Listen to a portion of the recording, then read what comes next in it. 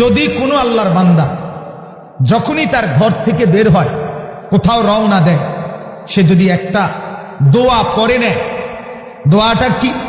বিসমিল্লাহি তাওয়াক্কালতু আলাল্লাহ লা হাওলা ওয়ালা কুওয়াতা ইল্লা বিল্লাহ।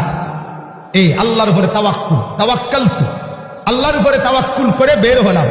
নবীজি বলেন সাথে সাথে আল্লাহর ফেরেশতা ওই ব্যক্তিকে 4টা পুরস্কারের ঘোষণা দিয়ে দেন। কি পুরস্কার? এক, আল্লাহর নবী সাল্লাল্লাহু আলাইহি সাল্লাম বলেন, ফেরেশতা বলে দেয় হুদিতা, এক, তুমি এই দোয়ার বরকতে, আল্লাহর উপরে তাওয়াক্কুলের বরকতে সঠিক পথ পেয়ে গেলা। ওয়া কুফিতা, আল্লাহ তোমার জন্য যথেষ্ট হয়ে গেলেন।